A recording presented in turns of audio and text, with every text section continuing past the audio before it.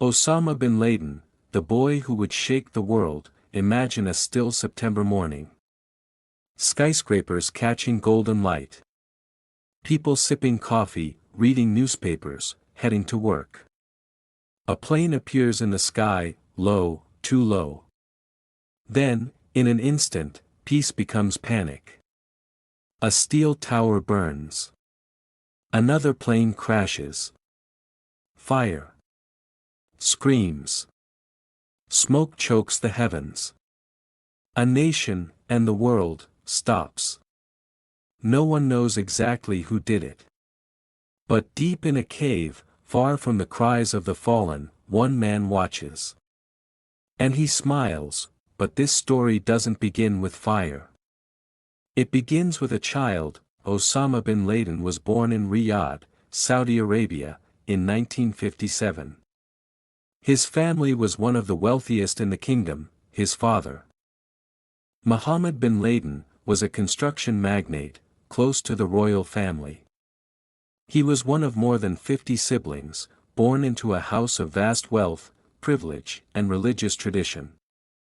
But even as a boy, Osama stood out. He wasn't like the others. He was quiet, reserved, and deeply drawn to religion. While his brothers played, Osama read the Quran. While they chased toys and television, he listened to sermons and talked to clerics. Teachers described him as serious, disciplined, and obedient. He was tall, thin, polite, never loud, never wild. But there was something else in his eyes. A strange sense of purpose. Even in childhood, he attended elite schools in Jeddah and later studied at King Abdulaziz University, where his mind was shaped by fiery Islamic thinkers, men like Abdullah Azzam, who preached a radical message, that Muslims were under attack by the West, and it was the duty of every believer to rise and fight. This message pierced young Osama's heart like a sword. He believed it deeply, and soon, that belief would find its battleground. In 1979, something happened that would change the world, and bin Laden's life, forever.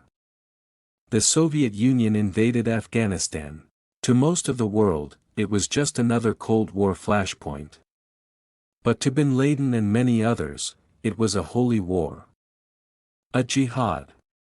A call to arms. He left his comfortable Saudi life and traveled to Pakistan, then to Afghanistan. He wasn't a soldier at first. He was a financier, building roads, camps, and supply lines for the fighters. But he didn't stay behind the lines for long. Osama took up a rifle. He joined the Mujahideen in their struggle against the Soviets. And there, in the harsh mountains, among dust and blood, something in him hardened. This was where he found his purpose. He was praised, even admired, by the fighters. He wasn't the strongest or the best trained, but he was fearless. He gave money, built hospitals, and cared for the wounded. But more than that, he spoke with passion. He spoke of Islam under siege, of a war beyond borders, of destiny. His words stirred hearts. His followers began to grow. By the mid-1980s, bin Laden's reputation had grown too. He founded an organization that would later be called Al-Qaeda, the base. At first, it was just a network. A way to train and fund Islamic fighters in Afghanistan. But in Osama's mind, it was more. It was a seed. A foundation for something global. After the Soviet Union withdrew in 1989, many celebrated.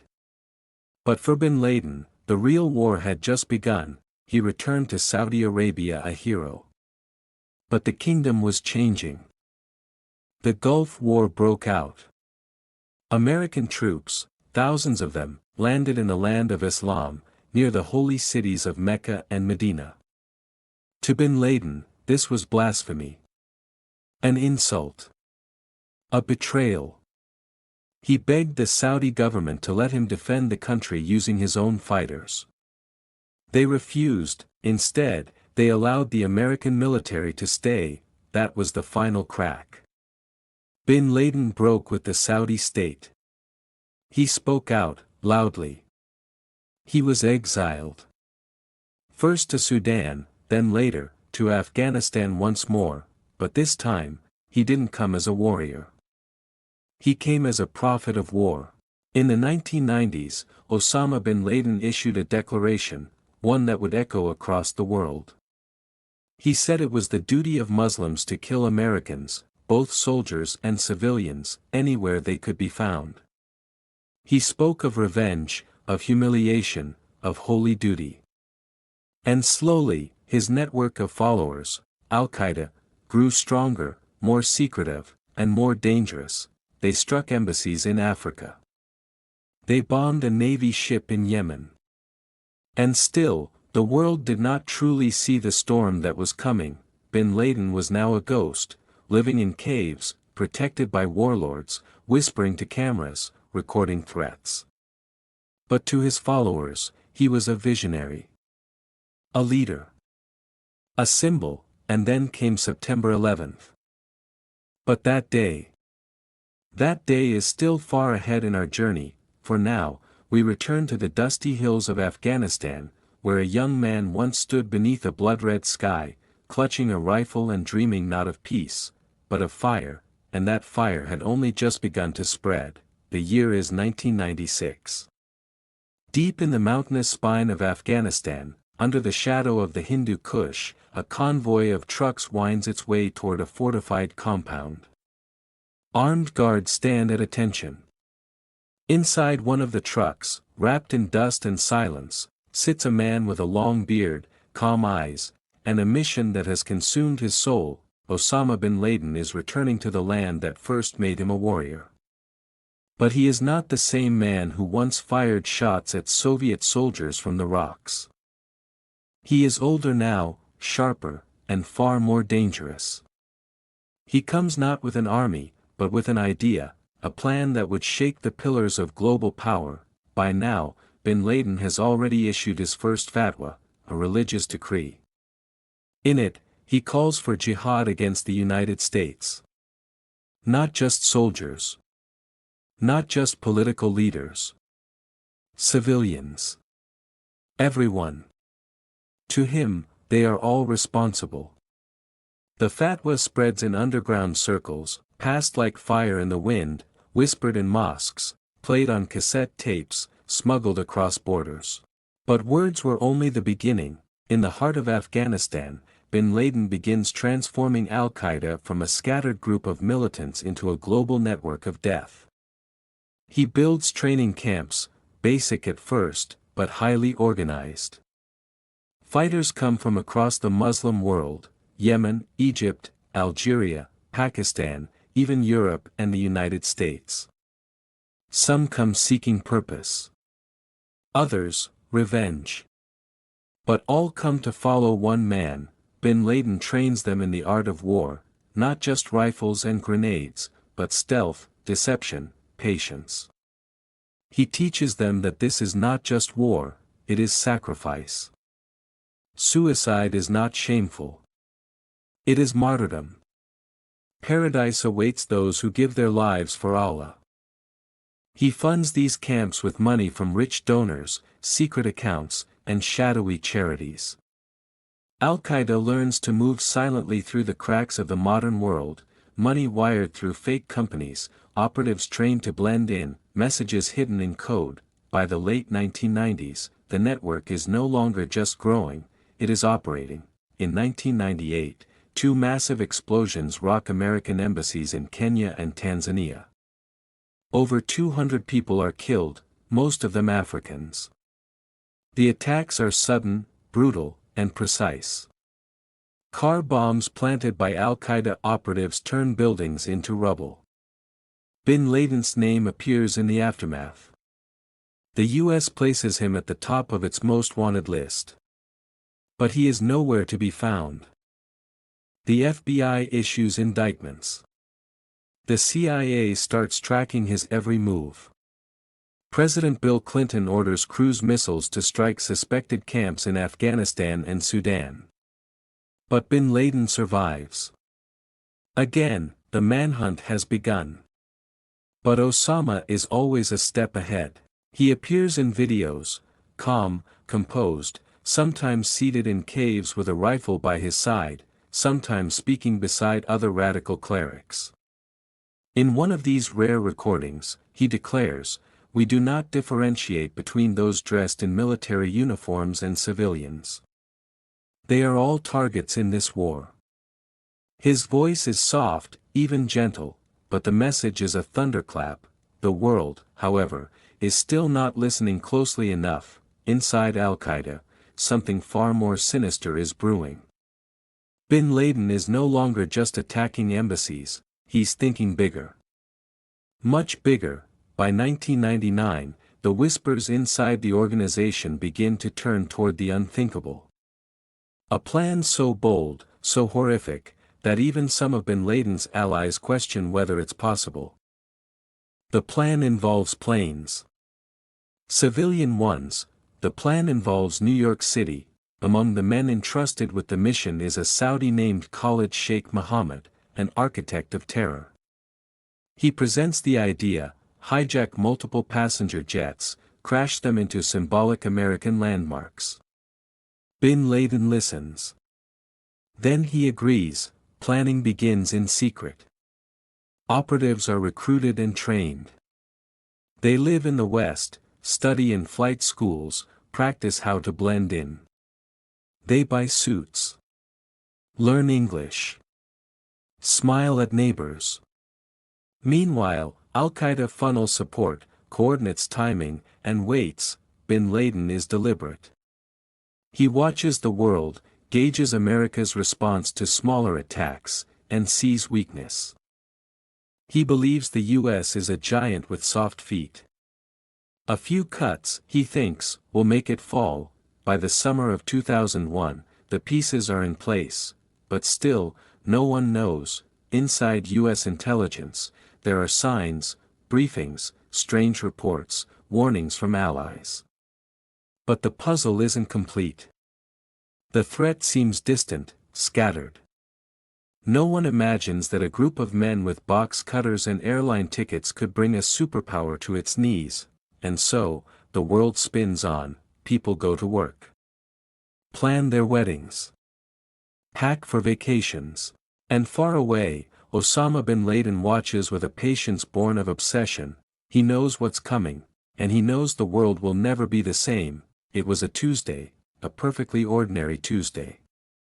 September 11, 2001, in New York City, people were pouring into the streets. Coffee in hand, briefcases swinging. The air was clear, almost too perfect.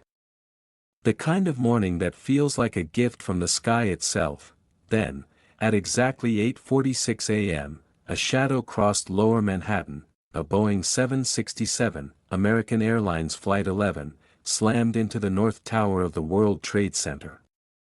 For a moment, people weren't sure what they had seen. A freak accident? A pilot gone mad? A mechanical failure? 18 minutes later, the world got its answer. At 9:03 a.m., a second jet, United Airlines Flight 175, plowed into the South Tower. This wasn't an accident. This was war. The steel skeletons of the towers groaned, burning jet fuel melted through floors. People jumped from windows, holding hands as they fell through smoke and sky. Sirens howled. Firefighters raced in while everyone else fled. America had been struck at its very core, and nobody knew what was coming next. But the horror didn't stop in New York. At 9:37 a.m., American Airlines Flight 77 crashed into the Pentagon in Washington, D.C., the symbol of U.S. military power.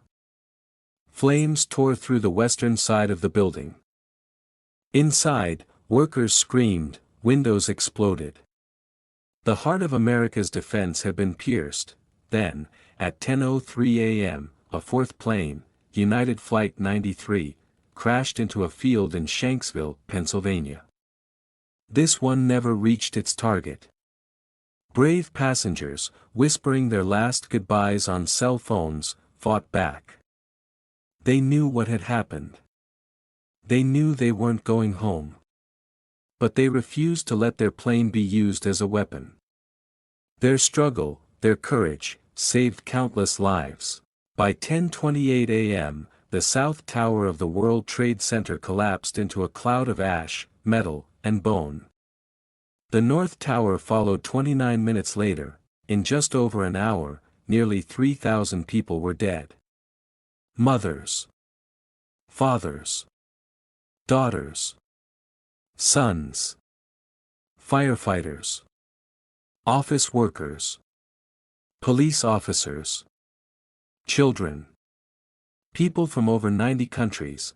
The sky had fallen, and in the chaos, a name began to rise: Osama bin Laden. His name wasn't new to intelligence agencies. But for millions watching in horror, it was the first time they had ever heard it. Who was he? Why had he done this? What did he want? The questions came fast. But the answers were not simple. President George W. Bush stood before a grieving nation that night and declared, "We will make no distinction between the terrorists who committed these acts and those who harbor them." The hunt had begun, but bin Laden wasn't hiding in the shadows anymore. Just days after the attacks, he released a statement praising the operation. He didn't directly admit responsibility, at least not yet, but the message was clear. Al-Qaeda had struck. And they were not done. In Afghanistan, bin Laden's protectors, the Taliban, watched the sky. They had given him shelter for years. Now, the most powerful military in the world was coming. On October 7, 2001, Operation Enduring Freedom began. American and British forces launched airstrikes against Taliban positions and Al-Qaeda camps. Jets roared across the Afghan sky. Bunkers were bombed. Caves were searched. CIA operatives and U.S. Special Forces worked alongside Afghan militias, pushing the Taliban out of major cities within weeks. The world rallied. NATO invoked Article 5 for the first time in its history, declaring that an attack on one was an attack on all. Countries around the globe joined the fight. Money flowed. Weapons followed. Bin Laden, once a ghost in the mountains, had become the center of a global storm. But he didn't vanish. Deep in the mountains of eastern Afghanistan, near the rugged border with Pakistan, bin Laden took refuge in a complex of caves called Bora. U.S. forces believed he was there. They bombed it heavily. Marines moved in. Afghan fighters closed off escape routes, but somehow, he slipped away. Some say he was carried through mountain passes on horseback. Others claim he walked out under cover of night, slipping into Pakistan's tribal areas where the terrain was treacherous and the loyalties murky. In truth, no one knows exactly how he escaped, but he did, and from there, he vanished once again. While the war in Afghanistan raged on, Al-Qaeda wasn't finished. Bombing struck Bali in 2002, killing over 200 people. Attacks hit a synagogue in Tunisia, a hotel in Mombasa, and oil tankers off the coast of Yemen. In 2004, coordinated train bombings tore through Madrid.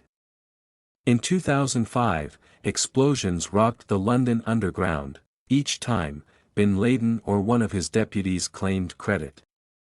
His voice returned in grainy videotapes and audio recordings, released just often enough to prove he was alive. Sometimes he spoke calmly. Other times, with rage. But always with the same message: the West would never be safe. Meanwhile, America turned its gaze elsewhere. In 2003, the U.S. invaded Iraq, claiming Saddam Hussein had weapons of mass destruction and ties to terrorism. Bin Laden had nothing to do with Saddam. But the invasion became a gift to Al-Qaeda. It opened a new battlefield. Extremists poured into Iraq, and new offshoots of bin Laden's network began to rise. One of them, led by a brutal Jordanian named Abu Musab al-Zarqawi, would eventually evolve into something even more monstrous, the Islamic State, or ISIS. But that is a different chapter in this long and bloody story. For now, bin Laden remained the face of terror, and yet, he seemed to vanish from the earth. Years passed, new wars began. Presidents changed. But one mission remained constant: find Osama bin Laden. The U.S. placed a $25 million bounty on his head. Posters were dropped from helicopters. Tribes were bribed. Intelligence networks were built from scratch. Every phone call in the region, every drone feed, every whispered rumor, it all pointed in one direction, somewhere along the border between Pakistan and Afghanistan, and still, he remained invisible. He became a symbol more than a man, a ghost who had reshaped global history with a single morning's violence. Children born on the day of the attacks grew into teenagers. Soldiers were deployed, wounded, and redeployed again. Billions of dollars were spent. But bin Laden's face continued to haunt headlines. In the minds of many, he was already dead, but deep in a city called Abbottabad, nestled in the hills of northern Pakistan, something stirred: a tall compound. 3 stories high. No phone lines. No internet. High walls topped with barbed wire. Windows blacked out. A man was seen walking in circles in the courtyard, but never going outside. Locals called him the courier's boss. He never left the house. Inside that house, Osama bin Laden was living. He was there with his wives, children, and closest bodyguards. He had been there for years. How he got there, who helped him, why no one said anything, those are questions still debated, but one thing was certain: the hunt was closing in. American intelligence tracked a trusted courier named Abu Ahmed al-Kuwaiti. Through months of surveillance, they traced him to the compound in Abbottabad. The CIA set up safe houses nearby. Drones hovered above. Cameras snapped photos. Analysts reviewed garbage, shadows, water usage. Could it be him? President Barack Obama called a meeting. They didn't have proof. No photos. No intercepted voice. But the pieces fit. The man inside the compound was tall, quiet, guarded. If it wasn't bin Laden, it was someone very important. A decision had to be made. On the night of May 1, 2011, 2 helicopters took off from a secret base in Afghanistan. On board, Navy SEALs from SEAL Team 6, they flew low, skimming over Pakistani airspace without permission. The mission was surgical, precise, and incredibly dangerous. One wrong move, and the men inside those choppers would vanish into history like the man they were hunting. They reached the compound just after midnight. The first helicopter crashed during landing, but no one was seriously hurt. The team stormed the building. Room by room. They cleared it. Women screamed. Children cried. Gunfire echoed. Then, on the 3rd floor, they found him, tall. Bearded. Unarmed, he looked out from his room, and in a matter of seconds, the world's most wanted man was shot dead.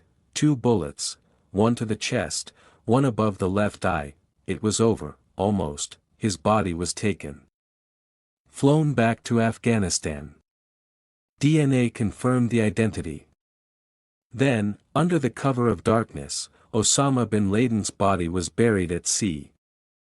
No shrine. No grave. Just the ocean. Back in Washington, President Obama addressed the world: "Justice has been done." Crowds gathered outside the White House. They sang. They cried. They held candles and waved flags. After nearly 10 years, the face of September 11th had been erased, but not forgotten, and not the end, because killing one man could not kill the idea he left behind. Al-Qaeda did not disappear. New leaders rose. New branches formed. New bombs exploded in new cities, the world bin Laden had helped create, of airport pat-downs, drone strikes, secret prisons, and endless war, was here to stay, and somewhere, even after his death, his image, his message, his warped dream lived on. But who was Osama bin Laden really? A warrior, a madman, a martyr?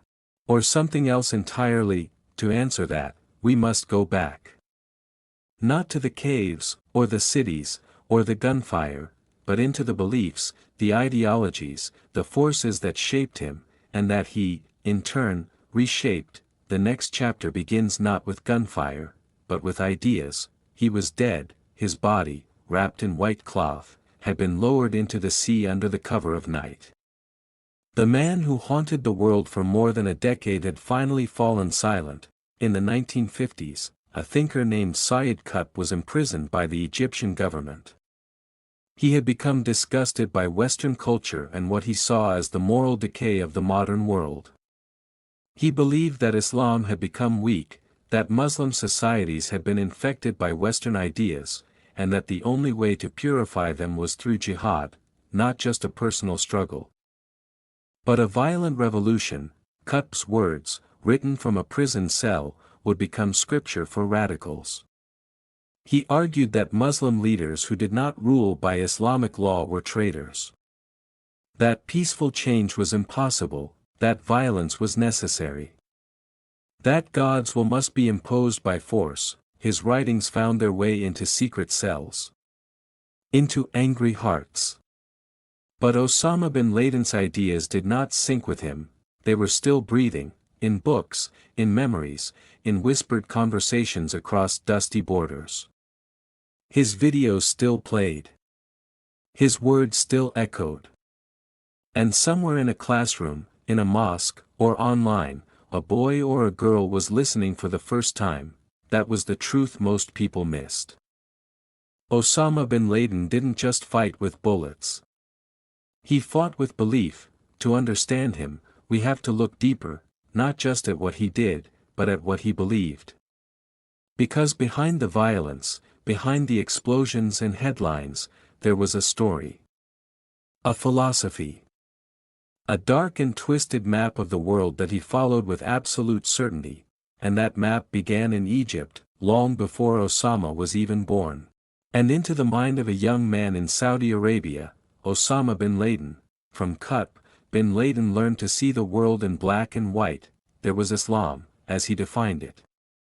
And then, there was everything else, a polluted, sinful world led by the West and betrayed from within by Muslim rulers who had grown too close to America. This wasn't politics to him. It wasn't about land or money, it was about purity. About the soul. About salvation. He believed he was chosen. That he had a divine mission. And the more he saw American troops in the Middle East, the more he was convinced that he was right. But he wasn't alone in thinking this way. He surrounded himself with others who shared his views. Men like Ayman al-Zawahiri, an Egyptian doctor and radical thinker, who would later become bin Laden's closest ally and successor. Together, they forged a movement that combined ancient scriptures with modern terror tactics. It was something new. Al-Qaeda wasn't just a group of fighters, it was an idea factory. A place where ideology was weaponized, refined, and taught. In secret camps, recruits were trained not only to use guns and bombs, but to think in a certain way, to believe that they were soldiers of God, standing against a world of corruption. They were told that America was at war with Islam. That 9/11 was not murder, but justice, that paradise awaited those who died in battle. Bin Laden himself spoke softly, almost gently, in his videos. He wore simple clothes. Sat on rugs. Quoted scripture. He didn't scream like some warlords. He reasoned. He used logic, even poetry. He smiled. To those already on the edge, he seemed wise. To the world, he was a monster, but to his followers, he was a prophet. His message was simple but deadly: the Muslim world is being attacked. The West is responsible. Jihad is the answer. And Al-Qaeda is the way, and in a world full of broken promises, injustice, and war, his message found roots. In Afghanistan. In Iraq. In Yemen. In Somalia. In Europe. Even in the United States, Al-Qaeda cells began spreading like wildfire. Sometimes loosely connected, sometimes fully trained. And always guided by the teachings he left behind, but what made his message so powerful, it was identity. He told people who they were. Gave them purpose. A mission. In a world where many felt lost, oppressed, invaded, or forgotten, bin Laden gave them someone to blame: the West, the Jews, the Christians, even other Muslims who disagreed with him. It was a message of exclusion, wrapped in religious language. A message of hate, disguised as holiness, and yet, for some, it filled a void, in many places. Young men lived with no jobs, no education, no voice. Their countries were ruled by dictators or torn apart by war. They felt helpless. Angry. Alone, bin Laden's words gave them a path. They could be martyrs. Heroes. Saviors of Islam. All they had to do was destroy, but not everyone agreed with him. Many Islamic scholars across the world condemned bin Laden's ideas. They said his interpretation of jihad was wrong, that Islam was a religion of peace, not terror. That killing civilians was forbidden. That suicide attacks were sinful, but by then, it was too late. The bomb had already gone off, not just in New York or London, but in the minds of thousands. Bin Laden had made jihad cool. He had given it a brand, a look, a sound. A cause that didn't require borders or uniforms. Just belief, and belief travels fast, especially in the age of the internet. As years passed, bin Laden went underground. But his message went online. Speeches, letters, and training videos were uploaded and shared in forums and encrypted apps. The face of Al-Qaeda changed, but the voice stayed the same: kill them. Wherever they are, and even when Al-Qaeda began to fade, other groups picked up the torch. ISIS rose from the chaos of Iraq and Syria, claiming to be even purer, even more brutal. They mocked Al-Qaeda for being too slow, too cautious.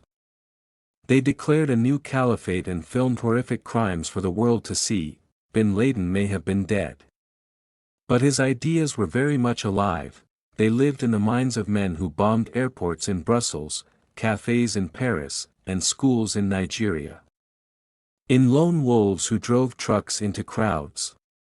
In teenagers who read his words on a screen and felt something stir. The war he started was no longer one of nations, but of narratives. And in that war, ideas were the weapons. Even today, governments around the world still study bin Laden's writings. His letters. His interviews. Trying to understand how one man could infect so many with a vision so dark. What they find is chilling. In his private notes, found in the compound in Abbottabad, bin Laden talks about his dreams. He wanted to kill President Obama. He hoped to start civil wars in the West. He wanted to bankrupt America through endless military spending. He even worried about Al-Qaeda's image, how to make it seem more clean, more religious, less violent in appearance, so more Muslims would support it. He thought like a general. A marketer. A preacher. A planner, but also, like a man obsessed, and behind his calm voice, there was fear. In those same letters, he complains about drone strikes. About the unreliability of his messengers, about how isolated he had become. He worried that Al-Qaeda's power was slipping. That the Arab Spring, a wave of democratic revolutions, might succeed without him. In the end, he saw himself as the guardian of a flame he lit with blood, a flame still burning in places most people never see. And now, as the world tries to move on, that flame remains, smaller, scattered, but still dangerous, because even when the man is gone, his myth can live forever, unless we understand what made it, and how to stop it from being born again. Osama bin Laden was gone, but the world he left behind was not. His body had vanished beneath the waves, but his name was still inked in headlines, whispered in war rooms, stamped in the memories of millions. For some, he was a ghost. For others, a hero. For most, a nightmare that never really ended. The world had changed since that clear morning in 2001. Airport security became a routine of shoes off, belts off, hands up. Surveillance cameras multiplied. Words like homeland, extremist, and radicalized crept into everyday conversation. Fear became a language we all understood. In the years that followed his death, there were moments of hope. The Taliban had been driven from Kabul. Al-Qaeda seemed fractured, weakened. Some of its top commanders were captured or killed by drones or night raids. The threat looked smaller. Faded. Failing, but shadows don't die easily. In the vacuum of chaos, new monsters rose. From the burning sands of Syria and Iraq, a brutal new group emerged, ISIS. Born from the wreckage of war and the remains of Al-Qaeda in Iraq, they declared themselves the true caliphate. They didn't just follow bin Laden's ideology, they pushed it further. Louder. Bloodier. They filmed beheadings. Burned captives alive. Took cities. Took slaves, and for a moment, it looked like the fire bin Laden lit had become an inferno, but ISIS too would eventually fall, driven out by coalitions. Crushed by airstrikes, hunted by their own mistakes. Their black flags tattered. Their leaders dead. Their dream of empire reduced to rubble, and yet the embers remain. In West Africa, in South Asia, in parts of the Middle East, new factions still claim the names of bin Laden or his successors. They were the same language. The same slogans. The same distorted scripture, but more than that, his legacy lives in the war he created, because the war didn't end when he died. For over 2 decades, soldiers were deployed to deserts they couldn't pronounce, cities they couldn't stay in, fighting enemies they couldn't always see. Young men and women went to war at 18 and came back at 30. Some came back broken. Some didn't come back at all. Thousands of lives were lost. Hundreds of thousands more in the countries where the war was fought. Civilians caught between bombs and belief. Children growing up knowing only the sound of gunfire and drones. The cost was staggering, trillions of dollars, countless lives, generations shaped by fear, and still, the question remains, what did bin Laden really achieve? He didn't build a caliphate. He didn't bring down America.